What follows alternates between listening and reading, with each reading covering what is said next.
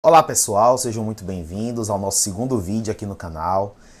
No vídeo anterior a gente estava examinando o mandado de segurança e a proposta foi que a gente passe pelos remédios constitucionais, as ações que vão proteger os nossos direitos fundamentais de forma especial, mais célere, mais efetiva, a fim de resguardar a importância desses direitos para a gente. Então veremos ainda o mandado de segurança, habeas corpus, habeas data, mandado de injunção e assim por diante. Lembrando que esse foi um pedido de uma turma muito querida minha e aí me incentivou a vir gravar esses vídeos para o YouTube. Então, meus alunos que estão aí acompanhando, muito obrigado pelo incentivo, pelo apoio. Se você chegou novo aqui no nosso canal, pode curtir e recomendar esse conteúdo. Vai ser uma jornada bem interessante e a depender do engajamento a gente vai fazer novos vídeos aí para atender a demanda do nosso público, tá bom? Então, no nosso encontro anterior, a gente examinou o mandado de segurança, os aspectos iniciais, o conceito, a gente passou um pouco pela noção do que são os direitos fundamentais, os remédios constitucionais e sua importância para a proteção desses direitos. Só relembrando, pode voltar lá para ver o nosso vídeo, os direitos fundamentais, eles são aqueles indispensáveis à vida humana digna, e eles precisam de uma proteção especial para garantir sua máxima efetividade.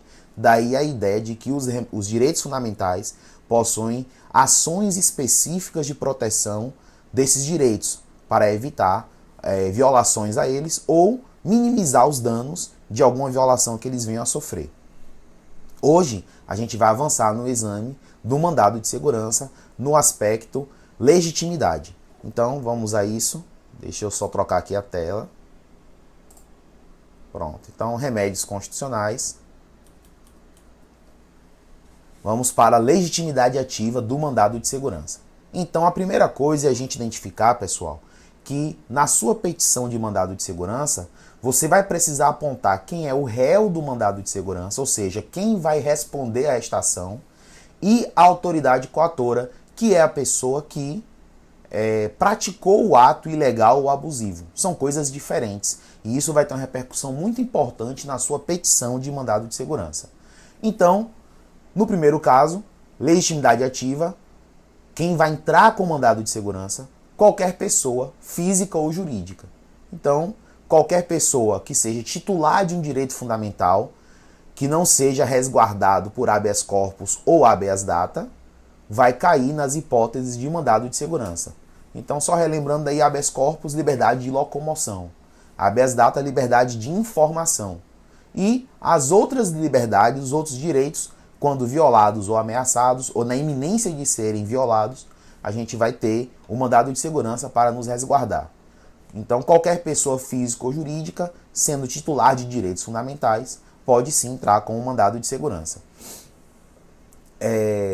Só relembrando, talvez, para quem não chegou a esse ponto, né, no seu curso aí de direito, uma pessoa jurídica pode sim ser titular de direitos fundamentais. Mas é claro que serão aqueles direitos compatíveis com sua ausência de estrutura biológica. Então, a pessoa jurídica, por exemplo, tem direito ao nome e à imagem, mas não tem direito à liberdade de locomoção, porque a pessoa jurídica não caminha, não é verdade? Então, a gente tem que fazer essa ressalva. Voltando então, qualquer pessoa pode integrar o polo ativo do mandado de segurança. Vale também destacar as universalidades reconhecidas por lei, ou seja, não são bem pessoas jurídicas, mas são estruturas que podem praticar alguns atos jurídicos. Então a gente traz como exemplo aí o condomínio, a massa falida, o espólio, que são figuras jurídicas especificamente criadas para certos fins e que, enquanto existem, podem praticar atos jurídicos. Então, nessa prática de atos, elas podem eventualmente ter algum direito fundamental e eventualmente também ser titular, né, legitimado ativo para o mandado de segurança. Então, questões muito corriqueiras de concursos e OAB, será que a massa falida entrou com mandado de segurança? Depende da situação. Pense numa massa falida entrando com mandado de segurança em matéria tributária contra a União ou contra o Estado, por exemplo. Isso pode acontecer. É claro, na cobrança de um tributo indevido, né, no meu exemplo aqui. Vamos avançar. Quem é o réu do mandado de segurança? Quem está no polo passivo? Aí foi aquilo que eu identifiquei logo no início aqui do nosso bate-papo. Em primeiro lugar, a pessoa jurídica de direito público. Então, o privado, a pessoa privada, ela via de regra não pode ser alvo de um mandado de segurança. Mas aqui nós temos uma ressalva, né? Se for o ente privado no exercício de função pública, neste particular do exercício da função pública, ele pode sim ser réu de um mandado de segurança. Eu trago o exemplo daqui a pouco para vocês. Antes eu quero abordar a teoria do órgão, de Otto Djerk, para a gente entender de fato quem compõe o direito público, né? Quem são as pessoas de direito público? Então foi uma discussão longa, acalorada, sobre como é que o Estado se manifesta. Não sei se você já parou para pensar, mas o Estado é uma abstração, né? Quem existe mesmo são as pessoas físicas. E a gente, por algum motivo, várias suas explicações lá da ciência política, da teoria do Estado, surgiu esse ente abstrato que é o Estado. Mas quando o Estado age, não está agindo o Estado especificamente falando, já que ele é uma abstração. Quem age é sempre uma pessoa física. Então, um agente do Estado praticou determinado ato que está sendo combatido no mandado de segurança. A questão é saber como esta atuação de um indivíduo, pessoa física, agente do Estado, pode ser imputada ao Estado, que é uma abstração. Então, 3 são as teorias. É um assunto de direito administrativo, mas que a gente precisa relembrar, porque é muito importante para o nosso mandado de segurança. A primeira teoria foi a teoria do mandato. Então, o agente público seria o mandatário do ente público. Essa teoria não prevaleceu no Brasil e o entendimento foi o seguinte: não é que o Estado está conferindo um mandato para o agente para ele praticar os seus atos. Pense na relação do advogado com seu cliente. É uma relação de mandato, né? O cliente outorga um mandato ao advogado para ele atuar em seu nome. E aí entendeu-se que não é isso que acontece com o Estado quando o agente público atua. Não adotamos a teoria do mandato. Teoria da representação. Seria o agente público um representante legal do Estado, né, do ente público. O que também acabou não sendo adotado porque não se trata, do ponto de vista da teoria do direito, dos casos de representação. Não estamos diante de um incapaz para ser representado por alguém. Não temos também uma conferência de uma procuração, um mandato ou coisa do tipo, para instituir o agente público como representante legal do ente público. Então essa teoria também foi descartada no Brasil. A teoria que nós adotamos é a da imputação volitiva. Ou seja, o agente público, ele se manifesta, ele se apresenta como se fosse um órgão do Estado. Então, grosseiramente, mas só para você entender, se eu dou um soco em alguém, essa pessoa pode processar, mas não é a minha mão, porque a minha mão é apenas uma parte de mim. Essa pessoa identificará quem foi a pessoa física dotada de personalidade que é responsável por aquele ato danoso. E esta pessoa irá responder. Isso é que acontece com a teoria do órgão, da imputação volitiva. O agente público, ele representa um pedaço, por assim dizer, do Estado, no momento em que ele atua como representante, como integrante do Estado. E aí, no mandado de segurança, então, você vai sofrer o dano causado por um agente do Estado. Esta pessoa será a autoridade coatora, mas você precisará identificar quem é a pessoa jurídica de direito público a qual este agente é ligado primeiramente. Então você vai construindo aí, identificando. Quando você encontrar o ente público dotado de personalidade ao qual aquele agente é ligado, este ente é que vai responder. Vamos uns exemplos que vocês vão entender de forma mais tranquila. A gente tem então na administração pública direta e a indireta. A direta vai tratar da composição, da centralização do poder público. Então você vai ter ali toda essa estrutura de órgãos que eu falei. Pense assim, se o Estado é uma pessoa, entre aspas, aí, jurídica, ele vai ter órgãos que não são dotados de personalidades. Qualquer pessoa ou órgão desses aí que pratique um ato danoso a alguém, quem responde é a pessoa jurídica como um todo. Então exemplos aí, os ministérios, secretarias, tribunais de contas. A gente pode falar no exemplo aqui da UNEB, que foram meus alunos que me pediram para vir gravar essa aula. A UNEB é uma autarquia. E a autarquia, ela é uma pessoa jurídica dotada de personalidade própria. Vai estar no campo da direita aí, da sua tela, na administração descentralizada, indireta. Então, como a autarquia tem personalidade jurídica própria, se um professor da UNEB causa um dano a alguém, quem responderá perante esta pessoa é a autarquia UNEB, já que não se trata de um órgão de Estado. Dá um segundo exemplo. Pense aí num policial que causa um dano a alguma pessoa. O policial, que é um agente do Estado, ele integra a Polícia Civil, que é um órgão da Secretaria de Segurança Pública, que é um órgão do Estado onde aquele policial é lotado. Então, se é um policial da Bahia, quem responde a esse mandado de segurança seria o Estado da Bahia. Não a Secretaria, que é um órgão, não o policial que praticou a conduta, que é outro órgão. Perceberam? Então dá pra gente entender assim. Eu apontaria neste mandado de segurança do caso do policial que eu expliquei. O policial seria a autoridade coatora, porque ele praticou o ato, e o réu seria o Estado da Bahia, porque este é um policial da Bahia, no meu exemplo aqui. Então, só completando a tela, os órgãos não possuem personalidade jurídica própria, integram o ente federativo que os criou, certo? E no caso da administração indireta, todas essas pessoas aqui possuem personalidade jurídica própria, respondendo diretamente pelos atos praticados por seus agentes públicos. A gente pode pensar em autarquias, fundações públicas, empresas públicas, sociedades de economia mista, sempre investidas no serviço público. É outro ponto que eu já identifiquei aqui para vocês, né? Então pense assim, ó. Se aquela pessoa jurídica atua em função privada, nesse particular da função privada, não será objeto de um mandado de segurança. Agora, se ela vier a atuar exercendo uma função pública na relação com o administrado, aí sim é que ele pode responder. A gente vai chegar em outro exemplo daqui a pouco e aí você vai entender novamente.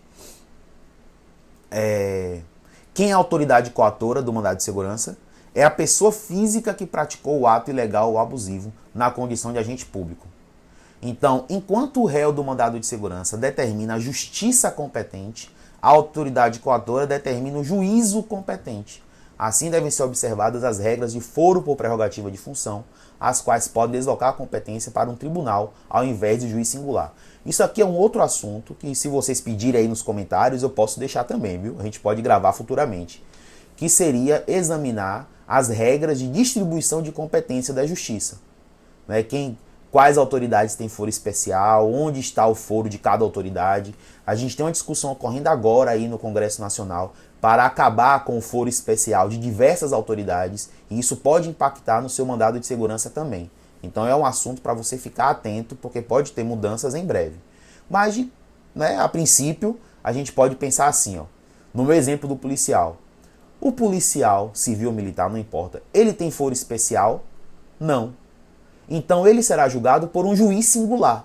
Então seu mandado de segurança será destinado a um juiz singular, certo? Agora, da onde? Se for um policial federal, então veja, como está aí diante da Justiça Federal, o seu mandado de segurança seria endereçado para a Justiça Federal com competência sobre aquele policial. Então, policial da Justiça Federal lotado na primeira região, eu tenho que identificar qual é a Justiça Federal, é o TRT1, TRF1, TRF2, TRF3, identifiquei qual é o tribunal. Agora eu vou fazer minha petição para a Justiça Federal, porque se trata de um policial federal, certo? É um policial da Polícia Militar da Bahia? Então aqui é outra coisa, Justiça Estadual, porque estou falando de Polícia da Bahia. Como ele é um policial e policial não tem foro especial, então será um juiz singular da Justiça da Bahia com competência sobre o local onde ocorreu a violação do direito aqui que está sendo discutida. Aí são as regras de competências, como eu falei. Tem que misturar aí direito, nossa parte aqui, direito constitucional, com processo civil, enfim. Eu posso aventurar aí, se você pedir, a gente programa isso. Para nosso encontro, então, eu tenho que saber o quê? Encontrei a autoridade coatora, então eu sei agora uma parte do meu polo passivo. Encontrei a pessoa jurídica a qual aquela autoridade coatora está ligada, agora sim eu completei a legitimidade passiva. Eu já tenho condição de saber qual é a justiça competente, federal, estadual. Eu já tenho como saber qual é o juízo competente. se é juiz singular ou se é algum tribunal, porque aquela autoridade responde perante um tribunal por ter foro especial, certo? Além disso, o juízo competente será o local da sede funcional da autoridade coatora. É outra coisa importante para eu saber também, né? Eu tenho que, se aquela autoridade coatora possui, às vezes reside num lugar, praticou o ato em outro lugar, eu posso ter aí conflitos, né, dificuldade de encontrar exatamente onde é que eu vou entrar com a mandado de segurança. Então o foco será o quê? A sede funcional da autoridade coatora. Então, pegando o exemplo do policial novamente, às vezes fez uma operação policial, mas ele é lotado aonde? Qual é a delegacia em que ele é lotado? Então, a sede funcional é onde vai funcionar o seu mandado de segurança, certo? Tem que direcionar para a sede funcional da autoridade coatora, não a residência daquela pessoa, enfim. Né? É isso que a gente quer mencionar. Atenção, o erro contra a autoridade coatora pode gerar problemas para você. Se você acertou o réu, mas errou a autoridade coatora, então, pensando na aproveitar os atos processuais, economia processual, tudo mais, o juiz pode e deve corrigir o vício, remetendo os autos para o juízo competente. Então você acertou a justiça, é a Justiça da Bahia, mas você errou a autoridade coatora. Então, como você errou a autoridade coatora, você impetrou seu mandado de segurança no juiz singular, mas era para entrar no Tribunal de Justiça da Bahia como competência originária. Então o juiz singular pode remeter, declinar desta competência e remeter os autos para o Tribunal de Justiça para seguir o seu rumo, certo? Então você errou a autoridade coatora, mas acertou a justiça competente. Então isso dá para resolver. Agora, se você errou a justiça competente, aí tem que extinguir o processo por incompetência do juízo. É o que o juiz vai fazer, né? Você entrou com um mandado de segurança na justiça estadual, mas era um caso de justiça federal. Não tem como a justiça estadual remeter os autos para a federal. É um vício que precisa ser corrigido através de uma nova ação. Isso vai gerar um problema a depender do caso, porque o mandado de segurança, você sabe, tem 120 dias de prazo e esse prazo é decadencial. Então, se você errou e ainda der tempo de entrar com outro mandado de segurança nesse prazo decadencial de 120 dias, menos mal. Mas se você perdeu o prazo, aí resta a você entrar com outra ação, uma ação ordinária, o que quer que seja, para proteger o seu direito. Então você não vai ficar sem a proteção do seu direito, mas aquela é proteção especial do remédio constitucional, essa sim você terá perdido pelo decurso do prazo, tá bom? Então fique atento, pensando numa prova de OAB, sendo um mandado de segurança, isso certamente será cobrado de você. Tem que ficar muito atento se aquele caso narrado traz alguma autoridade que tem foro especial ou não. Tem que identificar quem é o réu para saber a justiça competente. Tem que identificar a autoridade coatora para identificar se tendo foro especial, desloca-se a competência para este foro especial ou não. Isso tudo tem que estar muito claro na sua petição aí, se pensar numa OAB, em um concurso público. Tem que ficar esperto quanto a isso. Pensando na prática da advocacia, isso pode gerar prejuízos pelo tempo, a demora para corrigir o problema e seu cliente ali sofrendo o dano que poderia ter sido evitado ou minimizado se você tivesse acertado desde o início o réu e a autoridade coatora, tá certo? Nós temos alguns casos especiais, e eu destaquei aqui para vocês. Primeiro, em relação à faculdade privada. Será que caberia mandado de segurança? Como eu disse a vocês, pessoas privadas não podem ser réus de mandados de segurança. Os atos delas não são assim tutelados. Mas no caso de faculdades privadas, universidades privadas, o que é que os tribunais entenderam? Que o ensino superior ele é de atribuição do Estado, que concede esse ensino superior para entidades privadas.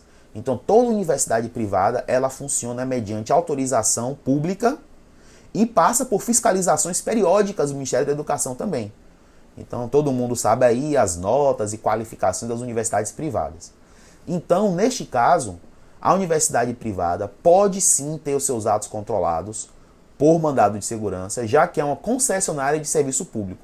Agora, atenção, como esta concessão do ensino superior ela é federal, a justiça competente será federal. Então, é uma coisa muito interessante, né?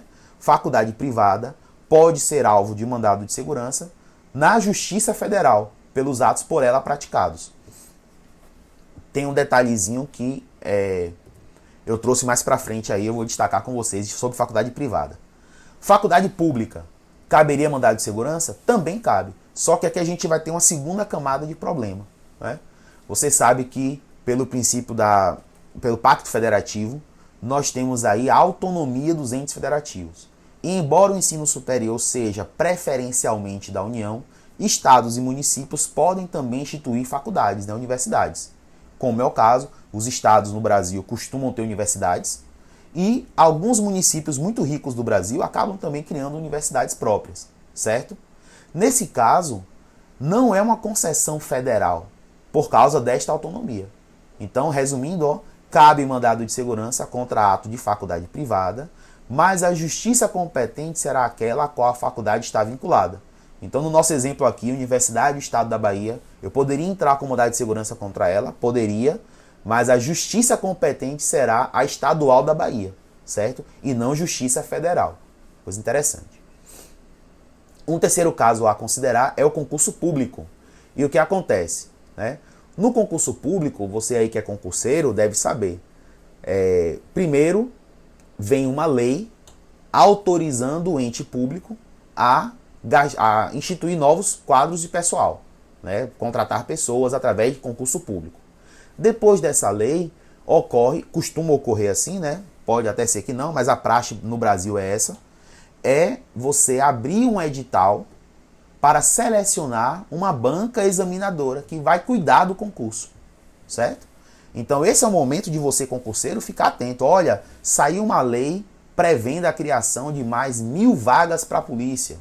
Então vai sair em breve um concurso da polícia. Vou começar a estudar, entendeu? Olha, foi selecionado que a banca examinadora será Sebrasp. Opa, então já sei qual é o estilo de prova. Você não pode esperar para estudar para um concurso quando sai o edital do concurso. O prazo não dá, certo? O que acontece nesse caso? O ente público ele vai terceirizar o processo de seleção. Então, no concurso público, você tem uma fase interna e uma fase externa. A fase externa, vou começar por ela, é essa aonde a banca selecionada fará a seleção e classificação dos candidatos. Então você vai ter ali do universo de 10.000 concorrentes, 9.000 reprovados, 1.000 aprovados, 200 classificados, segundo ordem de nota e o critério de corte no concurso. Deu para entender, né? Então isso vai gerar uma situação especial. Olha o que eu separei aqui para vocês. Ó. O réu, no mandado de segurança face a um concurso público, é o ente público que está realizando o concurso. União, Estado, município, uma autarquia, quando vai fazer um concurso qualquer, certo? Quem chamou o concurso é quem vai estar como réu nesse concurso e vai determinar a justiça também. Hoje os exemplos foram policiais, né? Se o concurso for da Polícia Federal e eu estou me insurgindo contra algum ato ilegal, uma previsão errada no edital, sabe? Enfim, qual vai ser a justiça competente para examinar o meu mandado de segurança face ao concurso público? Justiça Federal, porque o concurso é da União, beleza? Então essa é a ideia, o réu. Na fase externa do concurso, ou seja, quando a banca examinadora está tratando, lançando editais, fase de concurso, apresentação de documentos, seleção de candidatos, quem vai ser a autoridade coatora é o presidente da comissão do concurso, ou quem efetivamente praticou o ato ilegal ou abusivo. Então, 2 exemplos aí, né? O edital do concurso da polícia não previu um teste de aptidão física, considerando a diferença de compleição física entre homens e mulheres. Ele botou todo mundo para fazer a mesma prova com o mesmo grau de dificuldade, certo? Isso já está fortemente assentado na jurisprudência que viola o princípio da isonomia. Homens e mulheres têm um biotipo físico, uma força física diferente que deve ser considerada. Essa desigualdade deve ser corrigida no edital. Então pode até ser a mesma prova. Então natação para ambos. Mas o que vai se exigir do homem tem que ser proporcionalmente mais forte, né? Um pouco mais difícil do que para mulheres. Para que não se privilegie os homens na seleção do concurso simplesmente pela força física. Isso está fortemente, amplamente assentado na jurisprudência. Mas esse edital trouxe o mesmo concurso, com o mesmo grau de dificuldade, mesmo número de repetições, mesma distância percorrida no teste de corrida, por exemplo. Você entendeu aí? Nesse caso, o meu mandado de segurança vai ser contra a União, se for um concurso Polícia Federal, contra a União, certo? E a autoridade coatora, o presidente da comissão de concurso, que eu vou saber como no próprio edital do concurso. Lá na última página vai indicar quem é a comissão de concurso e quem preside a comissão. Eu vou apontar aquela pessoa como sendo autoridade coatora. Ou então, durante a realização do teste de aptidão física, o examinador que estava na sua frente te examinando determinou que você fizesse uma coisa que não está no edital. Então, nesse caso, a autoridade coatora é quem está na minha frente praticando o ato, não é o presidente da comissão do concurso. Então, vou ter que identificar, né? Naquele dia, o examinador não considerou uma das repetições no teste de barra fixa que o candidato realizou. E ele não considerou. Traz testemunhas, enfim, testemunhas. Não vai caber testemunha em mandado de segurança. Né? Mas você tem que trazer alguma prova disso e vai apontar como autoridade coatora esse agente público terceirizado que estava ali responsável pela prática do ato. Beleza? Isso na fase externa do concurso. Na fase interna do concurso, quando é que ela começa? Quando a banca examinadora termina os trabalhos, ela vai trazer a lista, depois da fase de recursos e tudo mais. Eu tenho uma ordem de classificação dos candidatos e ela vai devolver a bola agora para o ente que a contratou, para começar a fase de convocação e posse, nomeação, enfim, né, para poder finalmente o servidor público ocupar aquela vaga, certo? Nesta fase, após a homologação, quem vai tocar é o secretário. Enfim, você vai ter que encontrar na estrutura administrativa quem está praticando o ato. Pode ser o governador, se for um concurso estadual, a depender do ato, etc, etc. Então, por exemplo, um concursado classificado em 5º lugar não foi chamado, sendo que foi chamado o sexto classificado. Então violaram o direito de obediência à ordem de classificação no concurso. O 6º colocado do concurso foi chamado para tomar posse em detrimento do 5º. Não pode. Mandado de segurança. Beleza? Quem vai ser a autoridade coatora deste ato? Quem chamou o 6º colocado. É só identificar na estrutura administrativa quem está sendo responsável pela convocação dos classificados para apresentar documentos e tomarem posse e apontar aquela pessoa como autoridade coatora. Eu lembrei aqui de uma coisa que é muito importante para poder ajudar você a entender a diferença de réu e autoridade coatora. Veja bem, a autoridade coatora no mandado de segurança, ela só vai participar prestando informações sobre o ato que ela praticou. Ela não vai ser parte do processo. Há um conceito de processo civil que nos serve muito agora. Quem é que é parte no processo? É aquela pessoa que pratica atos típicos de parte, né? Reconhecer procedência do pedido, contestar, recorrer, transigir. Né? Então, isso é parte, produzir provas. A autoridade coatora não faz nada disso. A única coisa que ela faz é prestar informações sobre o ato que ela praticou e está sendo questionado. Só isso. E se ela não prestar essa informação, não tem problema. O mandado de segurança continua do mesmo jeito. E não se decreta revelia também. Olha que coisa interessante. Se a autoridade coatora não respondeu com as informações devidas, o processo continua e isso não é revelia. Porque a autoridade coatora não é parte do processo. Quando eu estava estudando esse assunto, há muitos anos atrás, eu entendi a diferença de parte, o conceito de parte, quando eu entendi o conceito de terceiros.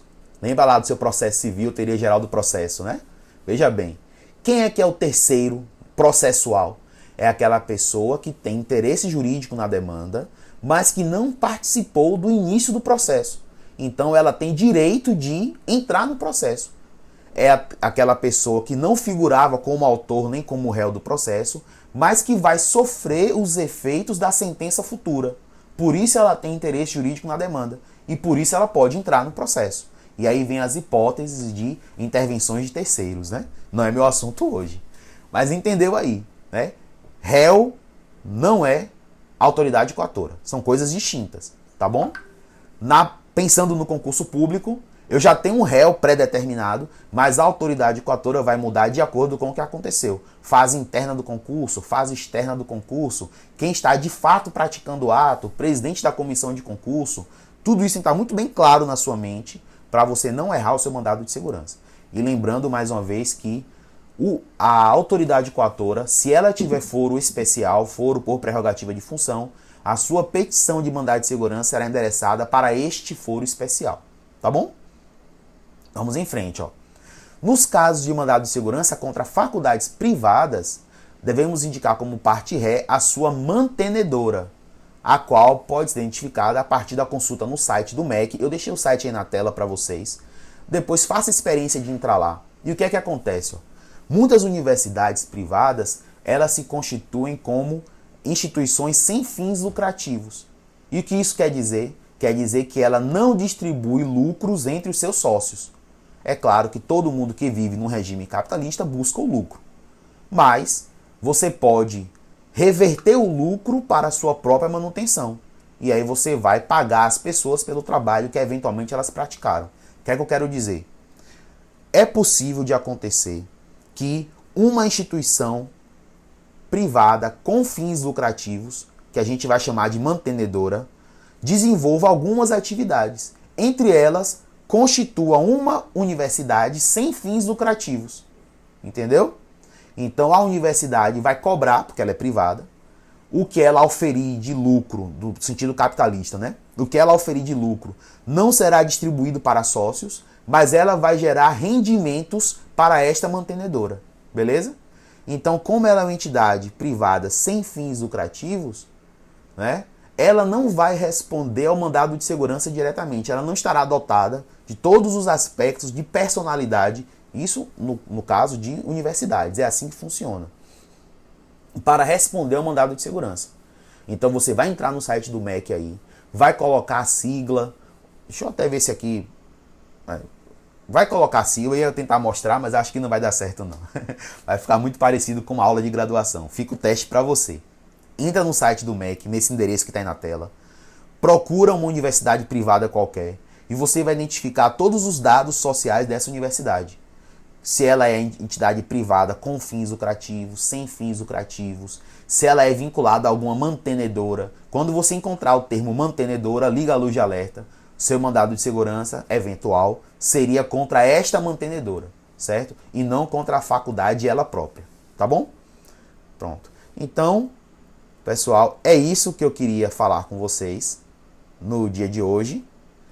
Fica aí o convite para você se inscrever no nosso canal, para você acompanhar, né, aqui as publicações e tudo mais. Bem mais regularidade. Então, nos próximos dias aí vão sair as outras aulas de mandado de segurança, habeas corpus e assim sucessivamente, para que você tenha sucesso aí na sua formação. Para os meus alunos queridos, um abraço. A gente se vê na faculdade e nos corredores. Tchau, tchau.